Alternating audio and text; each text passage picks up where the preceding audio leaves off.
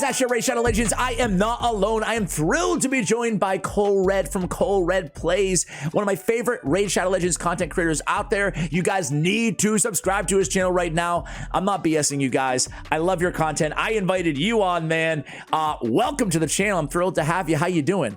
I'm doing great, and thanks for having me. I've been watching your channel for like 4 years, so it was really a pleasant surprise when you reached out to me. I'm excited for our first collab. Man, it's really cool, honestly. I've been in the raid game, the raid scene, so to speak, for quite a while, right? And I've seen a lot of creators come and go in this short period of time, relatively speaking, because I came from like the Supercell ecosystem. But it's really cool to see like high caliber, super quality content creators such as yourself emerge over the last like year or two. How long has it been on your raid channel?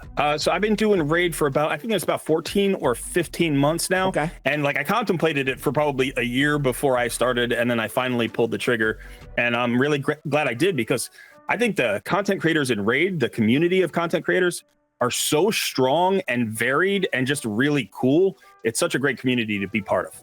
It really is, man. And dude, your channel is I'm not just saying this, obviously, like I always try to promote people who come on, but I'm just gonna say it one more time, man. Like, you guys got to check out Colred. I mean, you have really brilliant guy, like next level. And the thing I like the most about you is you're really good at articulating really sound advice, and you're free to play, so you're much more relatable than yours truly. So no way.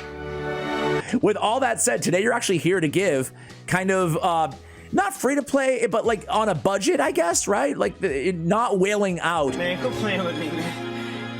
No, for real, don't play like that. What tools can you use? What techniques can you subscribe to actually make your account and compete against these players who are spending a lot more? What champion-like combinations do you love taking advantage of to really, you know, up level the quality of progression on your account? So hopefully that describes kind of what we had in mind well enough for you, but I'll let you describe it. Anything to add on to that? If not, let's get into the tips. Sure. So basically, you know, my channel is I'm a free-to-play player, so my channel is a free-to-play channel. But here's the thing, free-to-play concepts work for everybody. It doesn't matter what level of spender you are. It's just about getting the most out of what you've got, right? So whatever you've got on your account, that's what you solve your problems with. That's what you like create solutions out of. So we're going to give some tips and tricks today just based around that idea. And they're, you know, some of them you might call off meta, some of them you might call free-to-play, but they're just cool ways to get solutions into your, you know, daily like play of raid. So yeah, so you mentioned builds. So I came across this build. I've come across it several times. I wanted to try it out myself. I haven't tried it out myself, but it's kind of an interesting off meta build if you don't have really good stone skin gear. Okay. And this is putting tanks in frost or frostbite or a combo of those in PvP, especially a UDK, because every single champion is going to have to hit UDK, whether they're hitting him with an AoE or they're hitting him through his passive. You've got that chance to basically CC the other team for free. You don't even have to use a skill to do it. That's a really good call out. I thought about, I'm like looking for my frostbite gear frantically in the background, like where I have some, right? Look what I got, bitch. But I agree with frostbite specifically, and it's farmable, obviously. But even frost gear, so you use the 1-2 combo sometimes, or you stack frostbite if you have the option. Yeah, I would say frostbite is the better, because you could maybe get like a 1-turn stone skin and then add the frostbite as a mix. But if you don't have any stone skin at all, you could certainly go frost. One of the things about like frost gear, I think, is that most of us just sell it for silver. Yeah. I want to switch places with you. Switch places? I become you, and you become me. Get out. You know, over time, you might collect really good, like legendary level gear. So you could get really good stats, get some frost, you know, gear onto your champion. It really depends what you have. I would say stone skin is the way to go, but if you're lacking that, this is kind of a creative and unexpected way to use, you know, a gear set that otherwise doesn't have a lot of value. I love that. I love the idea of capturing value from sets where, to your point, you could still have really good artifacts. Doesn't mean the set doesn't mean like it's totally trash, and you can actually get some utility. So you get the freeze on the attacker and a nice slow build champion that can be super annoying. And it's cool to think about other champions too. Like UDK is, I agree, the obvious example, but that's a cool shout out there. I like the frostbite combo, especially in the arena. Yeah, and I think that, part of being free to play is looking for that value in the stuff that you have. So, it might take a while to collect things like Stone Skin or, Merciless gear or protection gear, whatever it is, those high level sets that you hear that are the meta sets. It's kind of hard to put together a set. So sometimes like using fewer pieces on a set can be really good too. So for instance, one of the things that happens to me a lot is I get a ton of Merciless gear. I actually do farm Cintranos, but it's rare to get really good damage Merciless gear. So, I was in the habit of throwing out like Merciless gear that didn't have crit rate and crit damage and stuff like that. And then I started thinking about it. The 4-piece for Merciless actually is almost as good as like it gives you the cooldown with reflex. It's almost as good as reflex. So it's like if you are getting a lot of support Merciless pieces, why not use it as a budget reflex set, or even combine it with a reflex set, because you can use both of them. You can put 4 pieces of Merciless if you have the accessories and 4 pieces of reflex, and you get a massive amount of cooldown reduction. Yeah, you get the 40% reflex and the 30% on damage. I like that idea of those 2-piece combo. I was going to ask you, and you kind of answered the question a little bit there, but as a free to play, how do you find, maybe go through some of the 9-piece sets real quickly for me. Do you find them easy or difficult to get?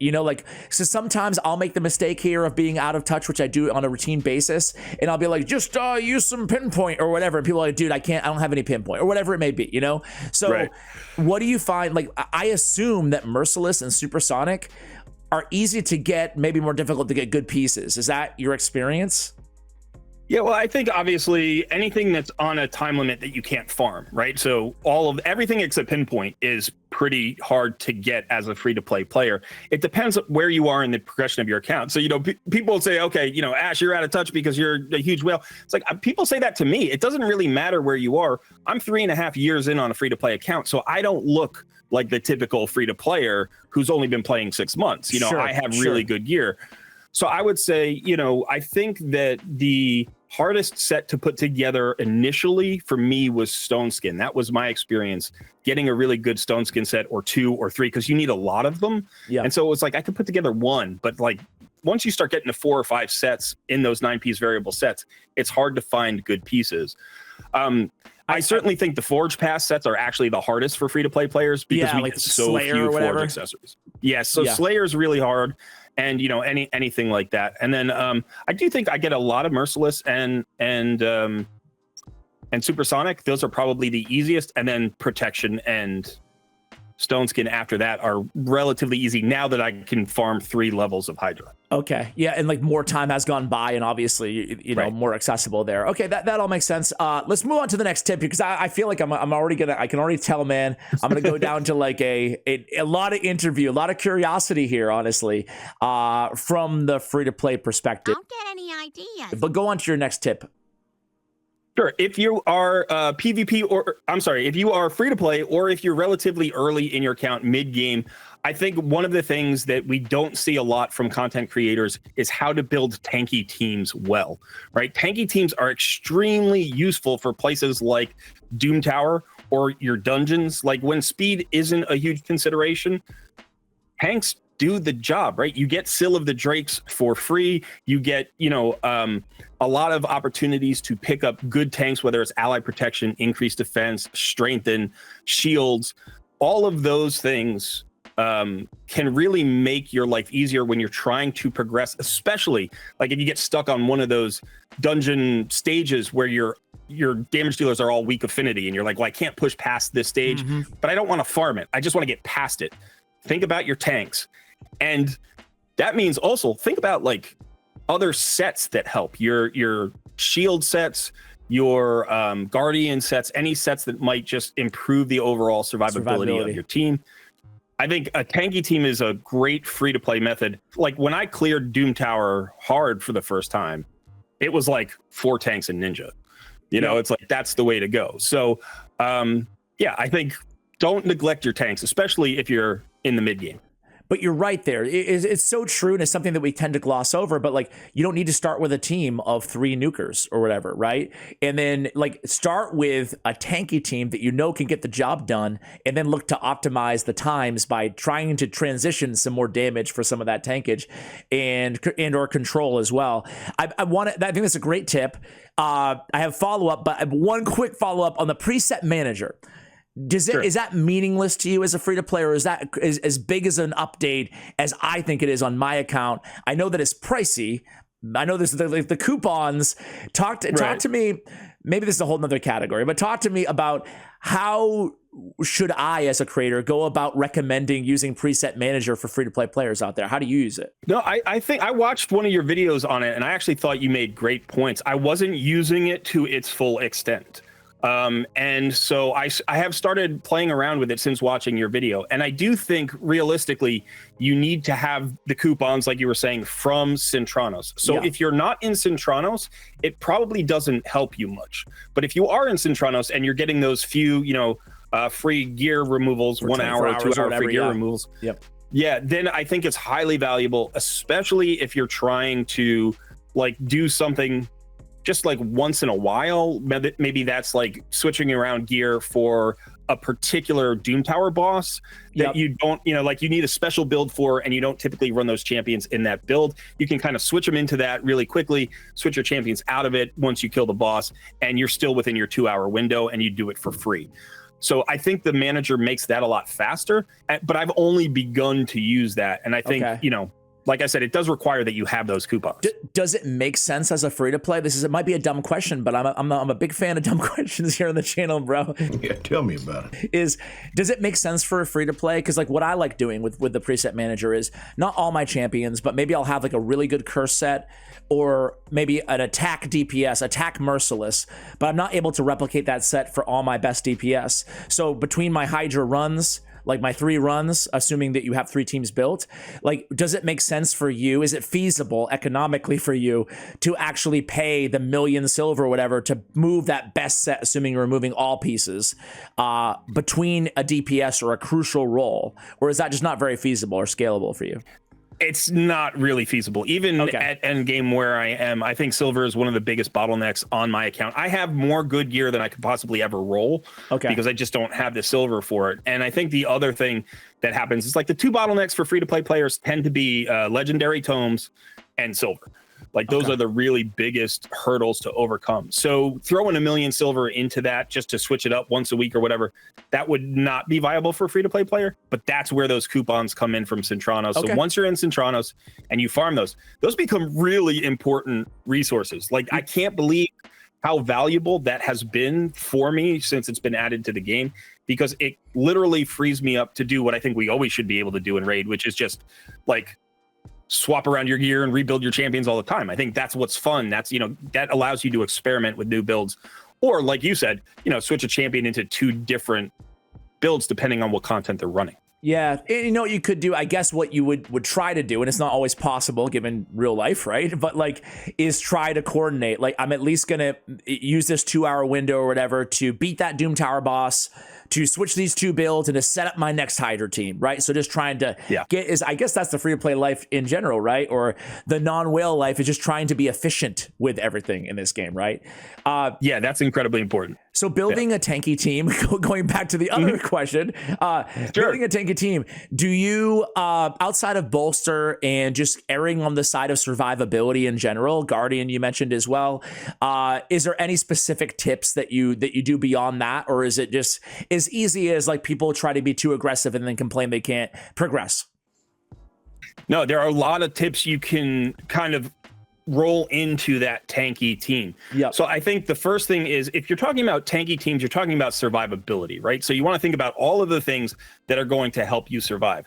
One of the things we know that in Raid, speed is king, right? Like that's the most important stat in Raid. And if you can go faster than your enemy, then that's really helpful. So you can definitely roll in a speed champ. Like if you have an Elva who plays a lot of different roles there, she's giving you heals, she's giving you a cleanse, a block debuffs buff, she's giving you a speed buff, all of that stuff, plus that speed aura, you know, that can be a really great way to begin to build a tanky team from a champion perspective. But, you know, anything that reduces the enemy's ability to kill you basically makes you tankier. So Yep. AoE slows are incredibly valuable in PvE. Oh, my fave. That I know. yeah. So absolutely anything that can be slowed should be slowed, you know, in most cases. On top of that, any crowd controls at all. I know that freezes aren't typically like looked at favorably because they have a damage reduction on, you know, the target. But hey, if the target never moves, why do you care how long it takes to kill it, right? Like it's just as a free-to-play player, if that freeze helps me push through, you know, to the next 10 floors of Doom Tower or whatever, then that's good for me. So definitely, you know, I think it's great that we all got Ninja again recently, you know, for free, because he has that 100% AoE freeze, as long as you don't accidentally target the boss. Yep. And you know, so stuff like that can definitely add to that survivability for your tanky team. Okay, great. Before we go into the next tip, one curious question for you. As an endgame longtime player, free to play, do you have any mythicals? Yes, I have two. I have Mezimel, and then I have the free Lady Mikage. Okay, great. I mean, I think they're two great ones. What do you think of Mezimel? I loved Mezimel before the buff. I'm loving her more after the buff. Okay. I didn't have a good, consistent block revive champion prior to that. You know, you can use Phoenix a little bit, but he doesn't get around the stone skin, and she does, which is absolutely insane. And then her AoE in her second form hits really hard, smacks. and it smacks, and it ignores unkillable and block damage, I think. So it's just she's got you know, all the ignores that you need. Okay, I'm with you. I love Mezimel, but anyway, we're not here to talk about mythicals, Ash. Get out of here. I can't help myself, man. All right. Yeah, what? Okay, that's cool, though. That's cool. Next tip.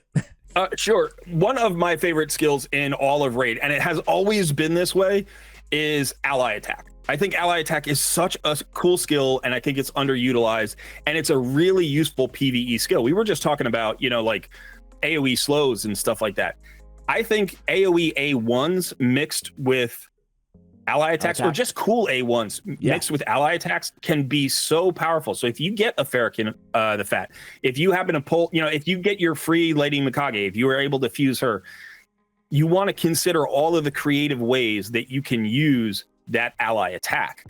So, you know, one way I use an ally attack in Arena sometimes is I use that Phoenix that we were just talking about on the end of a chain of ally attacks, and he's going to be that block revive on that Wukong in Arena, and that's going to save me from having to deal with that Wukong every 3 turns. Or if you're talking about Doom Tower, I'm talking about wave content, get a couple of AoE A1s in stun sets and provoke sets, and use that ally attack to just crank those out over and over and over again. You know, talk about A1 slows. We've got White Dryad Naiad, right? So get her with an ally attacker. Or if you need, you know, a decreased defense, you've got Ray, if you happen to have Ray. Or, you know, whoever it happens to be. No, I agree. These are, I love ally attackers, man. You're speaking my language. 100% agree with you. There's so much you can do. And it's crazy because ally attackers have been in the game for forever, basically, right? Like even Catacomb Counselor, right? A long OG ally attacker, right? As an Undead Horde epic. But I think that throughout time, sure, like the counterattack was all the rage back in 2019 Raid Shadow Legends, but throughout time, think about the power creep or progression of the strength of A1s in this game, right? Like, they've gotten better and better and better as champions have gotten better. They've actually put a lot of time. Back in the day, A1s was like, you're lucky if you get a double hit, let alone like you're doing interesting things. Now, they're insane. So it's been like this silent buff to all ally attackers the longer that goes on. And even adding like mythicals or whatever, like all their A1s are busted, you know? Like, so if you do get your hands on one of them, it gets even more powerful. So I think it's a great point, and it should be a strong consideration. Even like champions like Morag, you know, there's a lot of options out there, even if they're not every ally. There's a lot of really good ally attackers out there to take advantage of. Yeah, and like you said, I mean, if you mix the two, you've got Paudrake, right? Like he's got an ally attack, and he's got an A1 that has a 50% chance of reducing an ally's cooldown. Right. So it's like, you know, he's firing that every time. That's a crazy powerful combination. And if you're a free-to-play player and you have one good ally attacker, you should feature that, because like you said, there's so many good A1s. You should feature that champion in as many solutions as you can. I happen to pull Cardiel like 4 months into my account, which is crazy. I didn't know at the time. You got that CC luck. Welcome to the CC luck brigade. Right. This was 2 years before I became a content creator, but apparently that's where all my CC luck went. That's what started, man. That's how you knew. That's how you knew. Congrats. So for the first year, thanks. For the first year, I don't think I had a solution without Cardiel in it, because he was so powerful, especially with that ally attack. Absolutely agree. Good call out there. So use your ally attackers, build tanky teams, utilize unorthodox sets. What you got next for us here, man? Oh, we got a whole bunch of stuff. This is something that I think a lot of content creators do talk about. But I think it's really valuable to remember that you can use 5-star revivers in faction crypts. If you're trying to get your 3 stars in faction crypts, if you're trying to push through a boss, find the reviver in that faction. It doesn't matter if they're good anywhere else, because all you have to do is run them up to 50, get them nice and tanky, and then they're going to help carry you to 3 stars. And by the way, we were talking about shield sets before. Sometimes that's a great champion to put a shield set on, or, you know, you just get them really tanky in some immortal gear, some resilience gear. We all get resilience gear for free. You get a ton of it. God knows. God knows we get it. Yeah. You're right. So throw that on your reviver, and that's going to just empower all of your other champions to stay alive, kill the bosses, and keep pushing faction crypts. I love that too, because it kind of combines 2 of your tips when you talk about the tanky teams, right? Is like, when you look at a tanky champion in this game, I'm always compelling players to try to get more out of them, right? Because sometimes, to your point, sometimes they can be there to revive, basically, you know, maybe a little bit extra. But why not throw that shield set, that bolster set, that try to get the extra guardian, that extra utility from them? Heck, even like Frost or Frostbite, right? Like, try to get more bang for your buck and turn a reviver into a support and control or something like that. The nice thing about revivers too, and it's a great point, like, they just need to be sitting there tanky enough to survive and then revive, and you'll get that 3-star at the end, right? But in the game, they've actually done a good thing, Raid, is they've added revivers to every single faction in the epic category as well, right? We didn't have that for a long time, and a lot of factions like Demon Spawn, before they had Dura the Hunger, you were kind of screwed if you didn't have like a Duchess or something like that. So now every faction, keep an eye out, has like usually a Revive 2 epic in there. Like it started with Kaden or champions like that. And my game is crashing, but we're still here. So let's keep it going. Yeah, and you know, following that line, there are even some good rare revivers who you can use at 5-star. Yeah. I'm thinking about like Tree Knot is absolutely fantastic for Sylvan Watchers, but usually it's going to be that Revive 2 random ally epic. Like that's the one that you're typically going to go for. Okay. Before you get your next tip, I'm going to interject again. Sure. Give me like as end game free to play, give me like, what are your top 3 priorities to do every day in the game, or whatever? What things are you not skipping no matter what on like your daily routine and raid? Yeah. I don't skip anything really. I do all of my dailies. I do all of the advanced daily quests. Like I try to do arena. I just completed my Great Hall. I finally completed my Great Hall. So nice. Thank you. That felt huge. And so, yeah, it took, several years of grinding away, but that's done. I try to make sure that, there are easy things to miss. And I think that's the thing that I sometimes I find myself messing up. Yeah. Like you forget Iron Twins one day or something, or you never do that. Like clan quests. Got you. Clan quests, I got to remember to get in there and do it. Yep. You just forget. Yeah. Iron Twins I actually do every day. I do think, I think that souls are incredibly valuable for champions. And that's one of with the stat creep that we've had in the game in the last year to 2 years. I think if you're a free-to-play player and you're ignoring Iron Twins, you're making a mistake. I also think you can't ignore Shogun and Sand Devil's Necropolis. You need to get those stats from those places, whether it's getting souls onto your champions or ascending your gear. So I make sure to do those every single day. I don't do Sand Devil every day, but I'm saying I do Iron Twins every day. Yeah. Yeah, and I try to stay stocked at least. Okay. I mean, even if you can just do stage 7, get your first couple of ascensions on your gear, and it's like a little bit of extra crit damage, a little bit of extra speed, a little bit of extra HP on your tank. Like those are really important stats. Okay. I'm with you. My little daily routine, for what it's worth, is like every day, first thing I'm going to do is go get my clan boss rewards. I'm going to open my chest. I'm going to do my quick runs, quick battles, get that out of the way. Then I go right over to everybody's favorite place in the entire game, and I go right to Tag Team Arena every day, and I get my 5 victories. I collect my advanced quests. I go over to Faction Wars, and I do all those keys. And then after that is kind of where I will, throughout the day, kind of try to get through everything else, like the Doom Tower floors, the Cursed City floors. This content that takes a little bit longer, obviously, like Clan Siege if that's going on or whatever. But those are kind of my, like, that's my little like daily agenda. But I always tell myself I need to add Iron Twins to that. And as I alluded to earlier, I tend to forget it more often. I'm embarrassed to admit I forget that, and I forget Doom Tower farming, boss farming outside of Dark Fae. I'm like pretty good at Dark Fae, but outside of that, I'll be like, oh crap, I didn't like do any boss farming here. Talk to me about, like, sorry to hijack this whole thing. Well, I am getting used to it. Talk to me about boss farming on Doom Tower bosses. Like, what bosses outside of Dark Fae are interesting to you as, like, okay, I really want to take, we talked about Frostbite a little bit. What else? Sure. No, I think Dark Fae is absolutely the number one set that you want to go for, but I do think that probably the number 2 set would be the Guardian set. So Guardian is really cool, and that's the Griffin, I think, right? Yep. So the Guardian set is a really cool set, which kind of works like a regen set. It's a little bit less healing than a regen 10%. set. Plus a mini ally protect.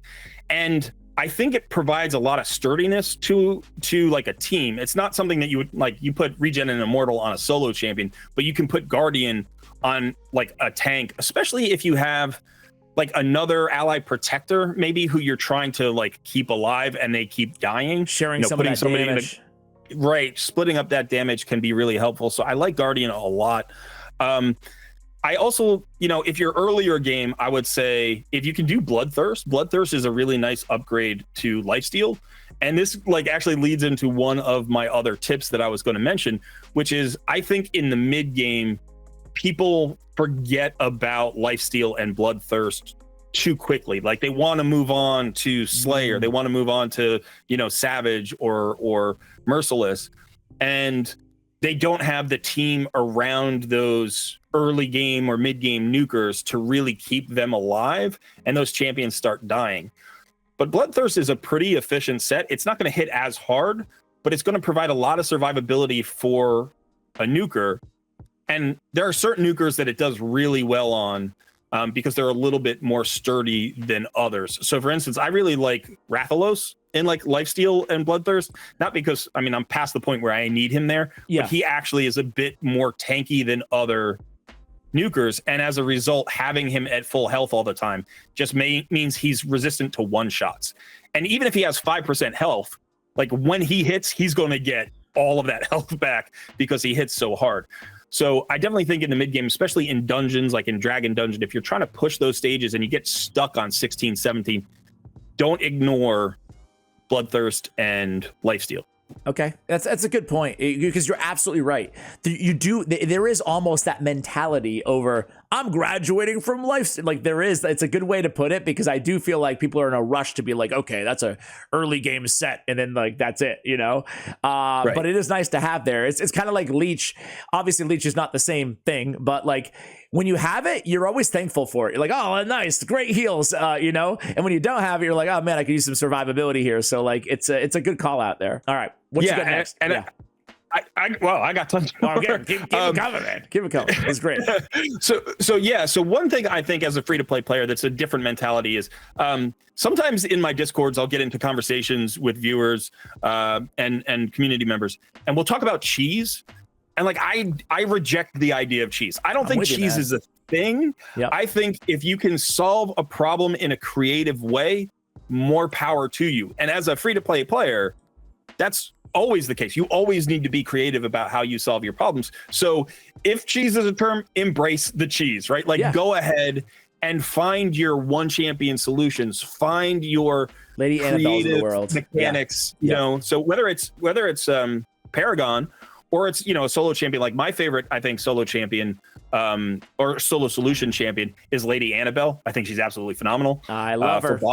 Yep. Yeah. And you know, so go ahead and embrace the cheese, find the cool mechanics. You know, the Godseeker Aneri duo in Sand Devils Necropolis, like do that because it's cheaper and easier than building a 5 champion team. And to your point, you don't have to pay or consider like clog up your gear, you know, on 5 champions to get a team like that set, you know. So I completely agree. Yeah, and to stick on that particular example of the Sand Devils Necropolis, I don't know if you know this, but I did a video on this about 6 months ago. It's one of my most popular videos. You can actually do all 25 stages of Sand Devils Necropolis with Godseeker, Aneri, and Selenia Nightcloak. Ooh, I didn't know that. Okay. Yeah, so she is a rare. She's a void rare. I gotta watch that video. I'll link that video for you guys. Yeah. Yeah, she's a rare. She's a rare. High elf. Void burner. Yeah, and if you look at her kit, she's got a really cool kit. She's got heals on her A1, so that's nice. She's got some self-sustain. She doesn't have great stats, but at least she's not slow. Yep. Her A2 is an AoE that has a chance of increasing HP burn, but the big skill is the A3. So the A3 increases her accuracy by 25%, which is really helpful. And then each hit has a 75% chance of placing an HP burn. So she places an HP burn like 90-something% of the time. And then she heals up to 20% of her max HP when there's an HP burn there. So if you want to try to keep her alive and do the strat where like the DPS, the damage dealer, only dies with Godseeker Aneri, you can do that. Or you can build her glass cannon and let her die every time if you've got the slow Godseeker build instead. So she works with both Godseeker strategies. That's really cool. I will link that video for anybody curious on building that team for themselves, because I'm intrigued and I want to see her. Because Selenia, I feel like I've always felt like she was a bit underrated anyway, right? Like there's fighting a rare burner to begin with, like it's Coffin Smasher and her, right? So like I feel like people don't take that into consideration right out the gate of how good she is, and then everything else that you mentioned. So good call out. Do you have any other like favorite champs, maybe a rare or an epic that you think that, or even anybody farmable that you're just maybe a little bit higher on than your average player?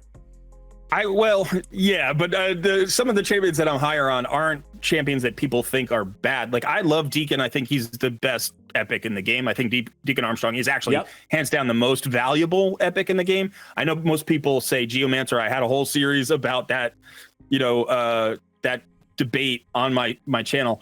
I like that. I like think the there debate. are a lot of debate. Yeah. Yeah, I think there are a lot of good champions that we get for free that maybe because we get for free or they've been around for a long time, they get kind of a bad rap. I know you're a fan of Scylla the Drakes. I love Scylla the Drakes. I think she's absolutely fantastic. And for most free-to-play accounts, as soon as you get her, she's going to help you progress. But I also think champions like Razin gets forgotten. You know, people use him as like champion chase points. You know, they just go ahead and fuse those epics over and over again, and you can certainly use him for that. But he's a good champion with a really interesting skill set. Any champion that has a weaken and a decreased defense on the same skill is valuable, right? So I 100% agree. Yeah. I've always said that Razin's so weird because he's, and I feel like I've brought him up like 20 times on like champions I want to see buffed, but I always have to give the caveat of it's like not because he's not good, just because I would like to have him to maintain the level of dominance or somewhat like the level of dominance that he had for like the first few years of Raid. Just in this, I think he needs some updating, right? The 91 speed, the 7-turn cooldown, you know? Absolutely. That all being said, though, you're right, though. I mean, like the A1, the A2 are still money all these years later, having the triple hit, the removing a buff, and the decreased defense and weakens. So I couldn't agree more with you. And he's tanky, right? He's everything. Exactly. Yeah. Yeah, and he's great for clan boss. You can use him in other places. Oh, yeah. He could be a key component of your faction wars team. But you know, you've got me thinking about other champions that I really like. Yeah. You know, maybe who are a little bit more. And again, I'm thinking free to play. Like I think Yakarl is incredibly powerful, and that's a champion everybody should go for because you can use him right through end game, and he's a free champion. I know I slept on Eric's for a really long time. I know that's a pretty advanced free champion that you get as a login reward. Yeah, like 800 days or whatever. But I agree with you. She's a beast. Yeah. But super, super strong. I know there have been some fusions in the past that I've as a content creator, I've endorsed that other people have said skip on. Oh, give me some examples. Let's well, like Islan was the first one, which I really disagreed with everybody. Again, I love tanky teams. I see Islan, he's basically an unkillable tank, and I'm like, this is a must grab. He's so cool. I didn't go for him, not because I didn't like him. I just didn't. It just took a break from the grind, you know. But I've always kind of regretted it. To your point, Yeah, exactly. That's a good call out. There have definitely been champions like Lana that. Thero too. Like you must have loved Lana Thero because of ally attacker, right? Or no? Yes, Tanky ally attacker. And that was actually he was one I skipped at the time. I did actually skip at the time for the same reason. I was totally burned out and I didn't realize how good he was going to be. Luckily, I pulled him from a shard later. And so, I really like Lenathril as well. This is good. This is good then. And how do you say the name, first of all? I say it Lenathril. Lenathril. So, I say it like it's some sort of a child medicine. No, we all say it differently. Lenathril, 20 milligrams, 2 days a week. But anyway, what I wanted to ask you is from a free-to-play or low spender perspective, how do you decide whether you want to go for a fusion or a fragment summon, A, and B, is there a big difference between a fusion and a fragment summon that factors into the decision, like with the format of the fusion? No, that's a good question. So early on in my account, I would say in the first year, I didn't even do a fusion for the first 6 months. And then once I started doing fusions, I would do about every third fusion. Okay. And I would kind of just pick my spots. If it was a really good fusion, like a Helicath, okay, I'm all in, I'm getting Helicath. And then as my account progressed into its second year, I found that I could actually do every fusion. I got to the point where if I was really careful with my resources, I could do every fusion. Not that I wanted to, because you just burn out. Yeah. But I could do that. And as far as like fragments versus, kind of traditional fusions. Yeah, I used to like the traditional fusions better because you would have like a summon rush or a champion chase where you would pull shards and you could get the epic champion or you could get the rares through shard pulls. But recently they've switched it so it's like it's only void epics, which is a lot harder to get. And a lot of times you're not pulling void shards during that fusion event. So I think I've gone from, I used to be in favor of the classic fusions and now I like the fragments better. Okay, I do feel like the classic fusions are generally better, I would say, like in aggregate, but it just could be my anecdotal experience. A little bit more difficult too from my point of view usually, but okay, so how do you decide? You went for 1 out of every 3. Now you figured out that if you're super resourceful and Johnny on the spot on all the events, that you can go for all of them as a free-to-play, as an end game free-to-play. So you never know who's going to come next, right? So like, how do you make the decision? Is it based on the overall power assessment of the raid zeitgeist, or is it based on how much you need them for your individual account? Like, I'm sure it's a little bit of both, right? Just to some extent. It is. And I would say I'm in a slightly different position because I'm a content creator. So I want to get every single one of them just in case. True. Yep. Right. But as a player, what I would probably recommend is saying first, the most important thing in deciding whether to go for any champion is if they can add something unique to your roster. So if they're giving you something that you don't have elsewhere, or maybe something that's really valuable that you need multiple copies of and you don't have that many copies of it, then that's something to go for. I don't really care about the power level of the champion unless we're talking like Newt level power. Yeah. Then it matters. Or Armons, below that, like when that kind of champion comes around, you kind of know it, right? You have to. Yeah. Yeah. You're like, absolutely. Okay. The problem is us damn content creators, though, you don't know because we're going to be like, can't miss fusion on every damn fusion. And you're like, I try to never say that. Like, I'm guilty of a billion things, but that's one thing I try not to do because I feel like, okay, how do we know when it really is a can't miss? You know what I'm saying? Right. But yeah, and again, but you do tend to know, like you've been playing the game for any, like you're like, wow, Armons looks absolutely busted, and Newt, it's like, yo, he has 3 enemy max HP hits on 1 ability. Like that's pretty awesome, So sometimes other times you just kind of fit what your account needs, kind of. Well, I think like you're saying, when we as content creators, we say can't miss fusion, that really means different things to different people. When you're talking about Armands, when you're talking about Newt, you're talking about meta changing champions. That is a can't miss champion. Yep. Because everybody, whether you're a spender or not, you're going for that. So that's not like a free to play consideration. That's literally like, don't let this champion. If you're going to play this game, you probably should go for it if you can. Yeah. Right.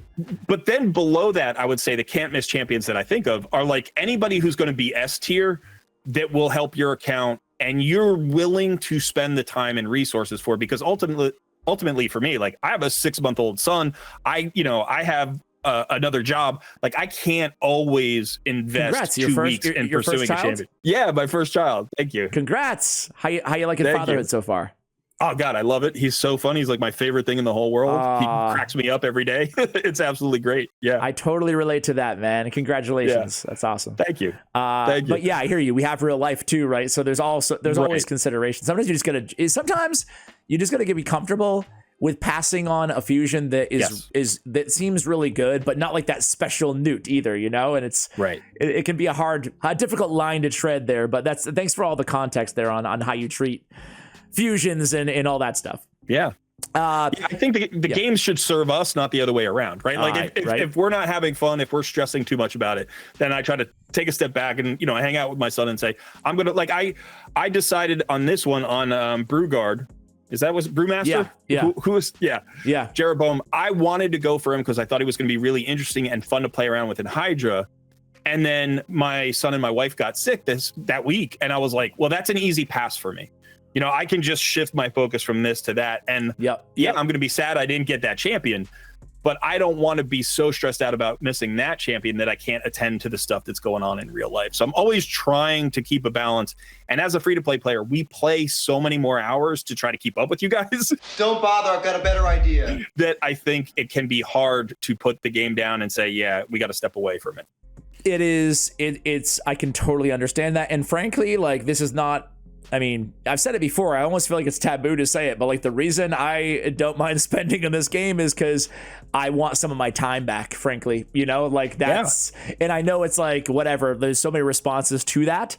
And that's what Plarium wants me to think as well. I'm very well aware, but it is also like, that's the currency that I'm more scarce right at this current moment. But either way, I digress. Final question on my end, and you feel free to give another tip too along the way, but like on area bonuses on your advanced Great Hall, right? Like, first of all, what do you think of live arena as a free to play? Is it like the dumbest thing ever? But you have to do it either way for like your Marius missions, and obviously you want some of these area bonuses. Talk to me a little bit about like how you approach PvP and live arena, and then how that correlates to your arena bonuses. Like, where are you putting your stuff? Yeah, I actually really enjoy live arena. I think it suits me as a gamer. So not as a free-to-play player, but just who I am when I'm trying to do these kinds of games. I like the challenge of figuring out a solution in real time against somebody who's opposing me. I used to play a lot of chess, so it feels kind of like that aspect. And trying to do that with the roster and the gear that a free-to-play player has, that just makes it spicier. I just like that even more. I will say, if you're a free-to-play player and you completely ignore live arena, that's okay. You are potentially giving away those stats that we're talking about. Like, the stat bloat in this game has been significant, and that's a place where you can get free stats for areas that you're struggling in. So I would recommend at least checking it out and trying it out a little bit. You can be successful. I'm in gold 1. I'm not really motivated to push super past that because I can't devote a lot of time to it every day. Yeah, it's very time consuming. Yeah. It is. But I can hang out in gold 1 and get my, area bonuses, and I get a couple of good area bonuses every week. And that definitely has helped me in places like Hydra. In Fire Knight hard mode, it's been really helpful. It's helped me to speed farm like hard mode Spider. It's helped me in, some of the special dungeons as well. So I definitely think it's not something to ignore, but if you don't like it, it's not the end of the world as a free-to-play player. You can play as if it didn't exist. Okay. So I throw almost all my stuff into Hydra. Is your recommendation basically, well, I guess I do it Hydra because of Hydra Clash to help support my clan and stuff like that. But on an individualistic level, I guess it's just kind of, go for the dungeon where you're at a roadblock, right? Is that as simple as that? Yeah, it is as simple as that. I mean, I think Fire Knight is hardest. Yeah. Okay. All right. No, it's as simple as that. And I would say, I do my stats in order of the stats that are hardest to get or the most important. Like, So speed, I think, yep. yeah, so I think speed is the most important stat. I think accuracy is the second most important stat. So those are the two stats I'm probably going to build in every area bonus first, because it also alleviates then the need to like get that triple or quad roll speed on some of my gear, right? Because if I'm getting an extra 6 or 8 speed, that's like an extra roll for my entire team. Yep. So it alleviates some of the stat burden on the gear and still allows you to access those areas. So like you said, pick the areas where you're struggling the most and then go probably speed and accuracy first, maybe HP if you're like not tanky enough, or if you need some resistance, you can, figure that out per dungeon. But usually I start with speed and accuracy. It's crazy. I'm just looking at a character screen, and it's, to your point, it used to be back in the day, like you get your base stats and then your artifacts and then your Great Hall, basically, right? Like your right. Whatever. But now, I mean, looking at the stats in other areas of the game, like from Faction Guardians to Empowerment to Blessings to area bonuses, it can actually be more than your gear, which is absolutely insane, and there's a lot to pay attention to. So it's hard to like kind of focus, obviously, on everything all the time, but it is worth pointing out. On the Great Hall, too, I'm assuming you prioritize accuracy first, and then do you have like a go-to second stat or priority there on the regular Great Hall? For the regular Great Hall, I think that I probably did accuracy first, and then is it crit damage? Yep.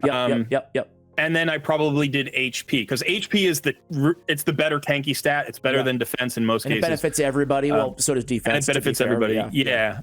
And of course, attack being the last stat in most cases to get on the regular one. But like you said, with the stat bloat, and you have so many more ways of getting stats. And this is what we were talking about with some of those tips before, like getting into Sand Devils, getting into Phantom Shogun, like getting your souls, right? Like a 5-star soul is worth roughly the same amount of stats as a +4 empowerment. So that's incredible, like insane, right? Yeah, it's so much. And if you can do both, that's crazy. Like that's so many more stats. Plus then the ascensions on the gear. And it's like, I mean, I think when I first started getting into arena and really trying to push for like gold 5 arena, gold 4 back then, I think, the idea was, hey, get your Arbiter to 300 speed. If you can get to 300 speed, you can do this. Now it's, hey, get your Arbiter to 400 speed, because it's right. It's crazy. As easy to get her to 400 now as it was 300 2 years ago. Speaking of souls, I lied. One final question for you, and we're gonna do a collab on Colred's channel as well. So check that out in the description. Perfect time to go head over there after this question. On your souls, I don't think I've ever asked anybody this before. I've just kind of done it my own way. But what do you? Let's just say you get a 6-star soul for an epic that you have but you never use, or a rare that you have but you never use. What is your philosophy, and how do you manage your souls, basically the ones that you don't really use? Are you just going with your wish list and your go-tos, and everything else is changing back? How do you handle your those type of situations, and then also how do you handle the merchant? Yeah, so it's a really good question. First of all, for the merchant, like most of my 6-star souls, I've had to buy my way up. I've had to purchase my way up to 6 stars. So I got my Seer to 6 stars recently. I got my Cardiel to 6 stars, and all of those, like I literally purchased 1 star, 2 star, 3 star, all the way up.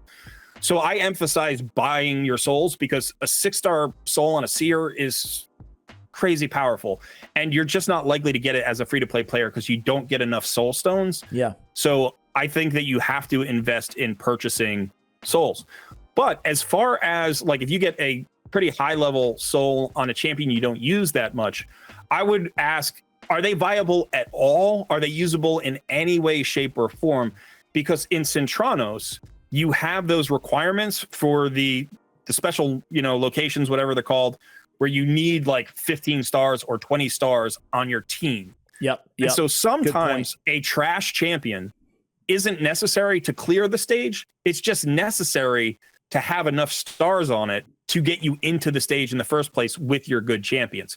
So like, if you're running Thor, but you only got the 3-star soul on him and you still want to use them in one of those places, but you've got you've got some really trash rare even who's got 5 stars. You know, maybe I've got an Ashma with 5 stars on her. It's like, I'll just run her because that opens up or unlocks that location.